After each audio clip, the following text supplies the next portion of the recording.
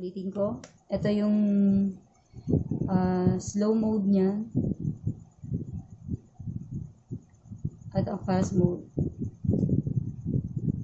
So, wala namang hindi umiilaw.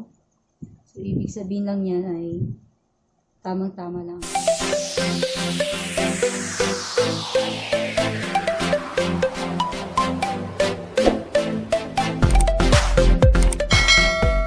Hello mga ka-DL! Ngayong araw po ay tuturo ko po kayo kung paano gumawa ng crossover at straight-through clipper. So, bago tayo mag-umpisa, ito yung mga kailangan nating gamit para tayo ay makapag-setup ng crossover at straight-through clipper. UTP Cat 6 cable, RJ45, LAN tester, ang panghuli ay ang crimping tool. So, ngayon, ituturo ko po sa inyo yung straight-through cable. So, bago tayo mag-umpisa, kailan ba gagamitin itong straight-through or itong crossover? Pag sinabing straight-through, it is used to a different type of modem or devices, katulad ng router to computer, switch to computer, mga ganong klase. And kung crossover naman, ito yung mga tinatawag na same type of modem or same type of devices, katulad ng computer to computer, hub to hub, switch to switch, yung mga ganon ding klase. So, tara, simulan na natin.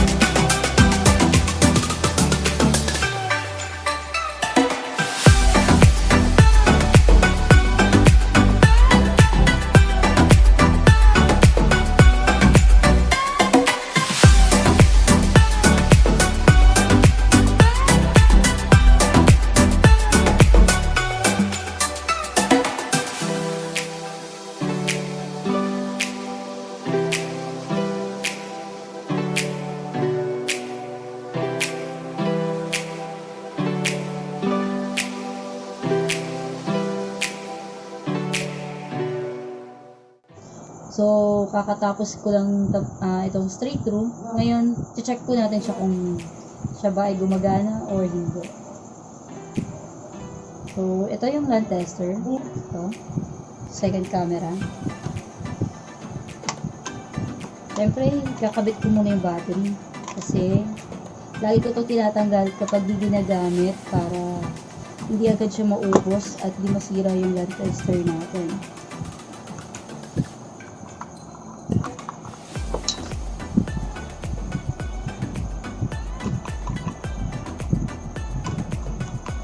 Ganun mag-ingat ng land tester.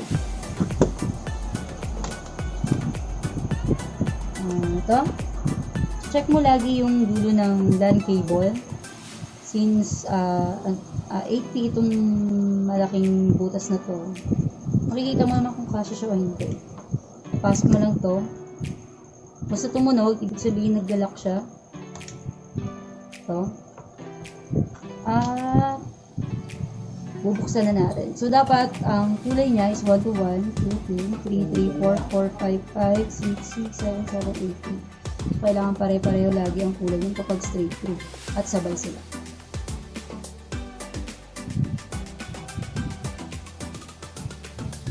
So, ayan. Ibig sabihin lang nito, success. Ito yung mabagal mode niya. Okay.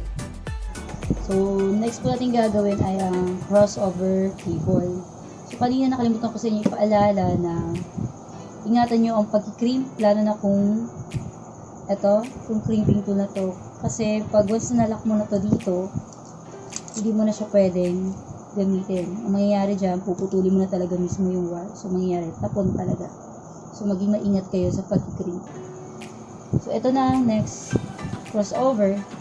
So, same pa rin kanina. Kailangan ulit natin balatan.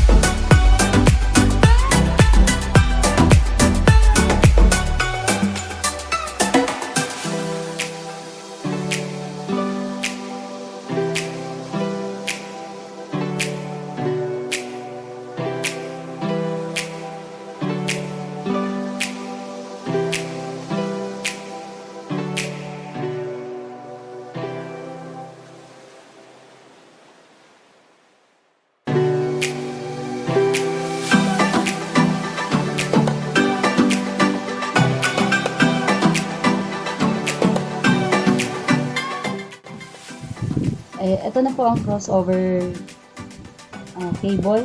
So, kanina nag-start ako doon sa white, orange, white, green, blue, green, white, brown, and brown. And sa kabila, ito yung sinasabi kong gagamitin mo yung RJ45P568A.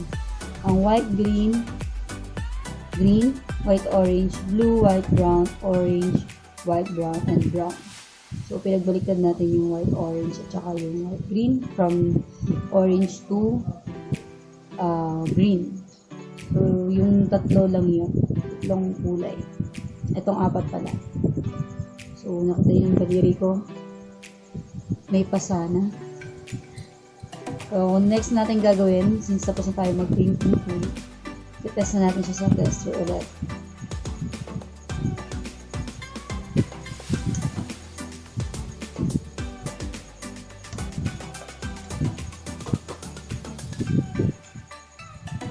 So, ang crossover ay hindi magiging katulad ng straight through na kulay.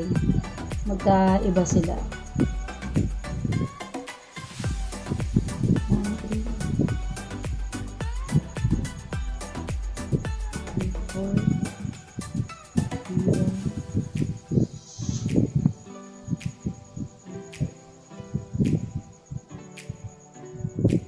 Okay na. So, pag ganito, kasi dapat 1, 3, 2, 4, 3, 1, 4, 4, kita niyo yan, 4, 4, 5, 5, 6, 2, 7, 7, and 8, 8. Ganyan dapat ang kulay ng crossover. Slow mo.